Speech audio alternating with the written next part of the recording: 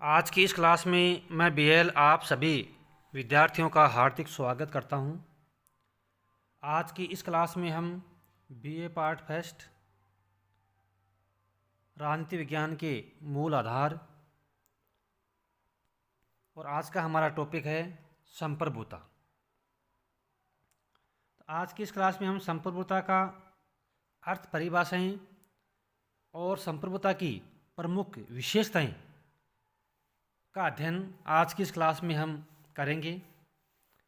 परीक्षा की दृष्टि से यह टॉपिक बहुत ही इम्पोर्टेंट है। तो चलिए शुरू करते हैं। सबसे पहले हम लेते हैं संप्रभुता का अर्थ और परिभाषा। संप्रभुता शब्द अंग्रेजी भाषा के सोवरेंटी शब्द का हिंदी रूपांतर है। अंग्रेजी भाषा में इसको सोवरेंटी कहते हैं संप्रभुता को, जिसे लैटिन भाषा के सुपरनेस शब्द से लिया गया है। तो ये जो सोवरेंटी शब्द है ये लैटिन भाषा के सुपरनेस शब्द से लिया गया है, जो स्वयं दो शब्दों सुपर और एनएस के योग से बना है। तो ये जो सुपरनेस शब्द है ये दो शब्दों सुपर और एनएस के योग से बना है। सुपर का अर्थ है सर्वोच्च और एनएस का अर्थ है शक्ति। तो सुपर का अर्थ है सर्वोच्च और एनएस का अर्थ है शक्ति, यानी सर्वोच्च शक्ति। तो इस प्रकार सोवरेंटी शब्द का जो शाब्दिक अर्थ है वो है सर्वोच्च शक्ति। तो राज्य के संदर्भ में इस शब्द का प्रयोग किया जाता है। तो ये जो सोवरेंटी शब्द है इसका जो शाब्दिक अर्थ है वो होता है सर्वोच्च शक्ति, और राज्य के संदर्भ में इस शब्द का प्रयोग किया जाता है कि यह राज्य की सर्वोच्च शक्ति है। तो ये जो सोवरेंटी शब्द है ये राज्य की सर्वोच्च शक्ति की ओर इशारा करती है। जैसा कि ऊपर उल्लेख किया गया है कि राजनीति अवधारणा के तौर पर इस शब्द का प्रयोग सर्वप्रथम सन 1576 ईस्वी में फ्रांसीसी विचारक जीन बोंदा ने अपने पुस्तक डी रिपब्लिका लाइबरसिस में किया था। तो ये जो संप्रभुता से संबंध जो शब्द है इसका सर्वप्रथम जो प्रयोग है वो फ्रांसीसी विचारक जीन बोंदा ने किया था। परीक्षा की दृष्टि से बहुत ही इम्पोर्टेंट प्रश्न है, अति लघुतात्मक, कि सुपरनेस ये जो शब्द है इसका सर्वप्रथम प्रयोग किसने किया था? तो वो किया था जीन बोंदा ने। ये किस देश का विचारक था? ये फ्रांस का विचारक था और इसने 1577 में इस शब्द का प्रयोग किया था। और इनकी पुस्तक का नाम है डी रिपब्लिका लाइबरसिस। ये इनकी पुस्तक का नाम है। संप्रभुता का अनेक विद्वानों ने अपने अपने दृष्टिकोण से परिभाषित करने का प्रयास किया है। कुछ प्रमुख विद्वानों की परिभाषाएं निम्नलिखित है। जैसा कि हम सभी जानते हैं राजनीति विज्ञान के अंतर्गत किसी भी बात को लेकर के विद्वानों में एक राय नहीं है, एक मत नहीं है। वो हर शब्द के अर्थ और परिभाषा को अपने अपने दृष्टिकोण से अलग अलग शब्दों में परिभाषित करते हैं। ऐसा ही संप्रभुता के संबंध में है। अनेक विद्वान है इन्होंने संप्रभुता के संबंध में अलग अलग परिभाषाएं दी है। तो इनमें से हम जो सबसे प्रमुख परिभाषाएं हैं उन पर विचार करेंगे। जीन बोंदा संप्रभुता नागरिकों और प्रजाजनों पर राज्य की सर्वोच्च शक्ति है जो स्वयं कानून द्वारा अबाधित है। जीन बोंदा ने बहुत ही अच्छी परिभाषा दी है। विलोबी की परिभाषा भी सुपर है। संप्रभुता राज्य की सर्वोच्च इच्छा है। विलोबी यह कहता है कि संप्रभुता राज्य की सर्वोच्च इच्छा है।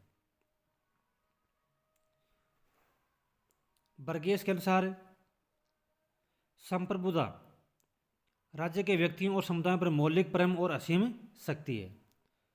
तो परीक्षा में पूछ सकते हैं संप्रभुता राज्य की सर्वोच्च इच्छा है, यह कथन किसका है?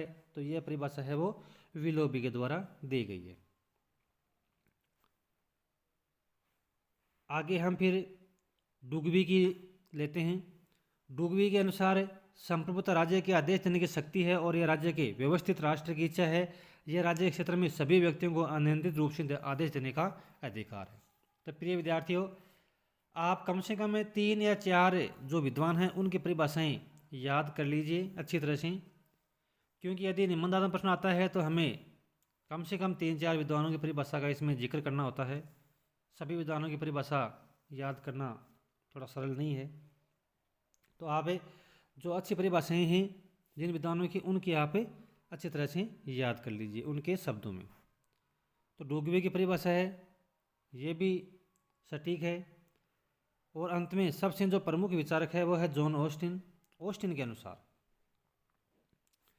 यदि किसी समाज का अधिकांश भाग किसी निश्चित प्रधान मानव की आज्ञाओं का पालन करता हो और वह निश्चित मानव प्रधान किसी अन्य वैसे मानव प्रधान की आज्ञाओं का पालन करने का अभ्यस्त न हो, तो वह उस समाज में वह मानव प्रधान संप्रभु है तथा उस संप्रभु सहित वह समाज राजनीतिक और क्या है, स्वतंत्र है। तो देखो जॉन ऑस्टिन ने बहुत ही अच्छी और सटीक परिभाषा संप्रभुता की दी है कि एक समाज का अधिकांश भाग किसी निश्चित प्रधान मानव की आज्ञाओं का पालन करता हो और वह जो आज्ञा देने वाला मानव है वो किसी की आज्ञा का पालन करने का अभ्यस्त नहीं हो। तो वो जो मानव है ना, वो क्या है, वो स्वयं में संप्रभु है तथा उस संप्रभु सहित वह समाज राजनीतिक और स्वतंत्र है। तो ये जॉन ऑस्टिन की परिभाषा है।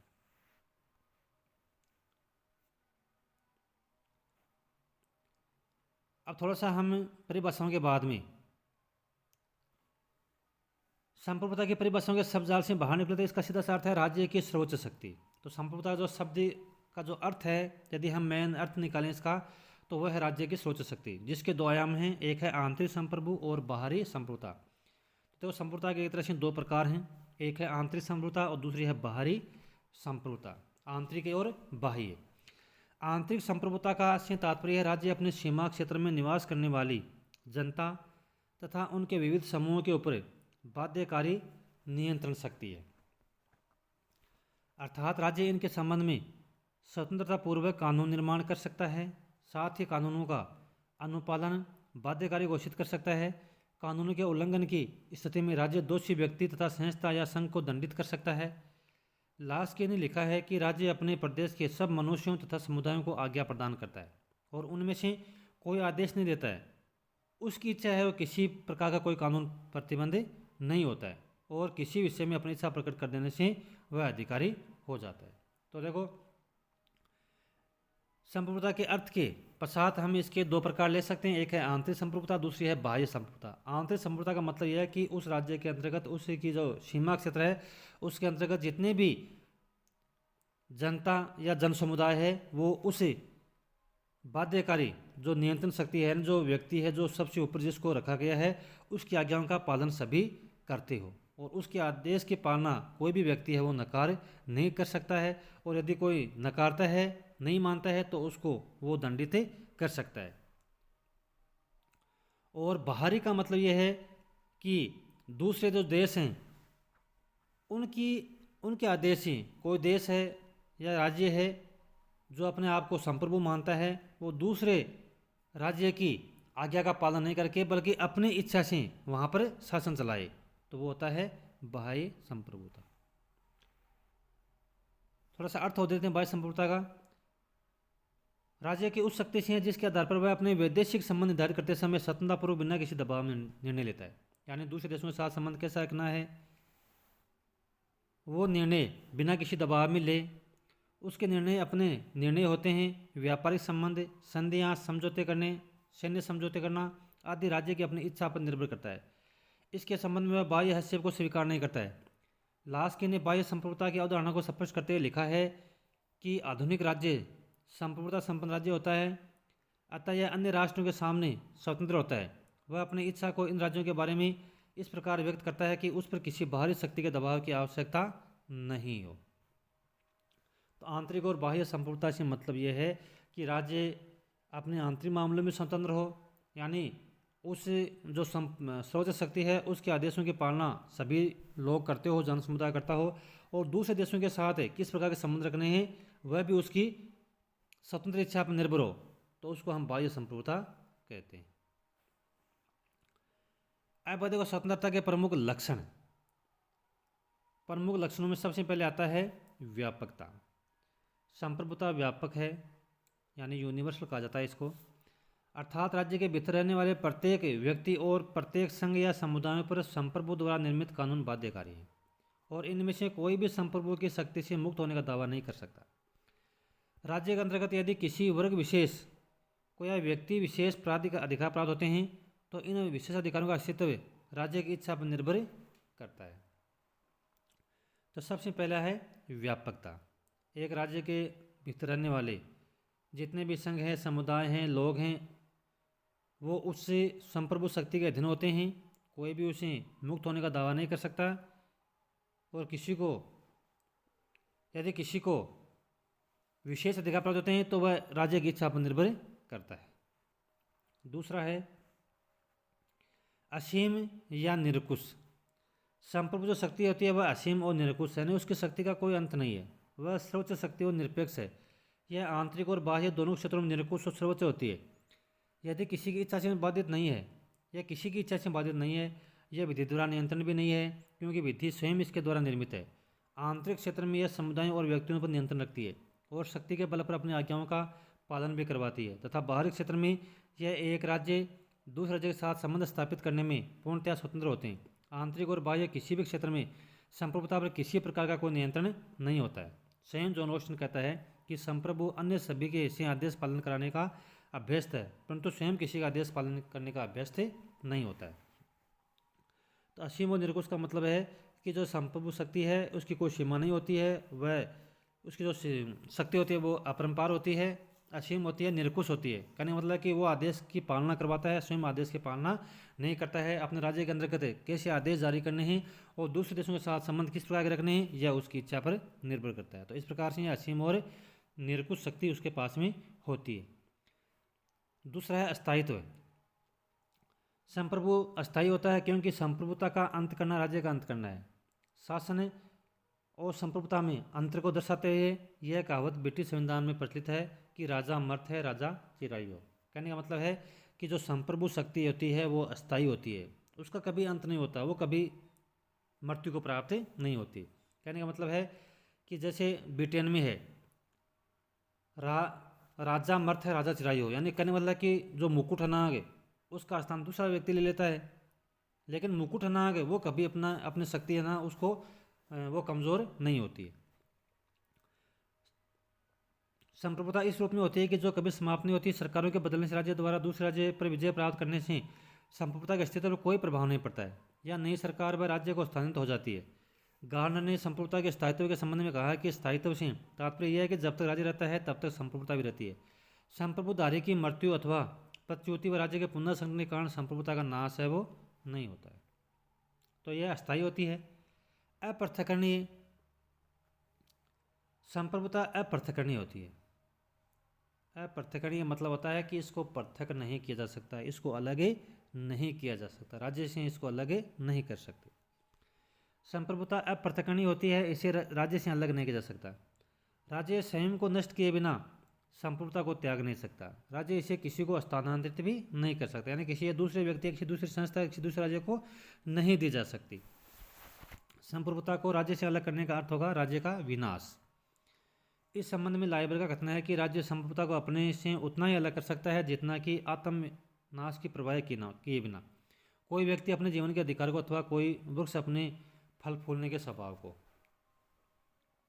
तो ये इसमें अपृथकरणीय का मतलब है कि राज्य से संप्रभुता है उसको अलग नहीं कर सकते। यदि राज्य से संप्रभुता को अलग करते हैं तो राज्य है वो स्वयं नष्ट हो जाएगा, राज्य का विनाश हो जाएगा।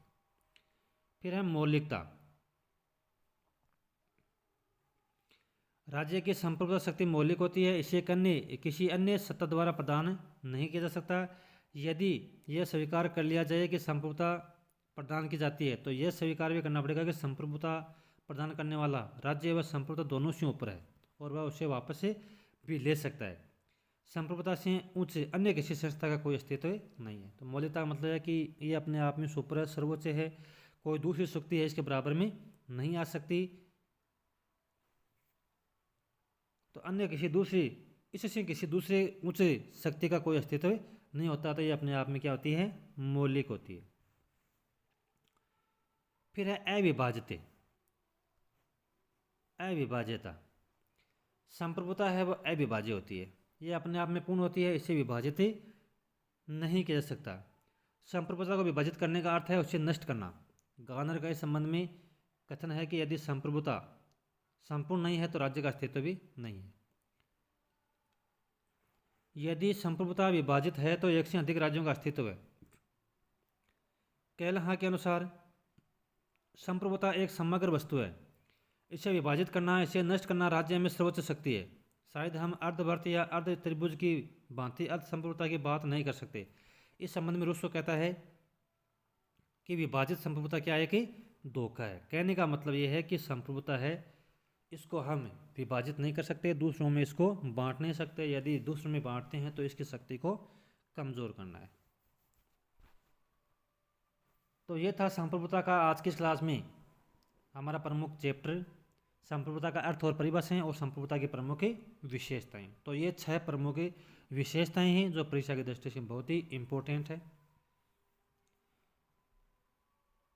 मैं आशा करता हूँ कि आज की इस क्लास में पढ़ाया गया टॉपिक बहुत ही आपको अच्छा लगा होगा। चैनल पर नए हैं तो प्लीज़ चैनल को सब्सक्राइब और शेयर करना ना भूलें।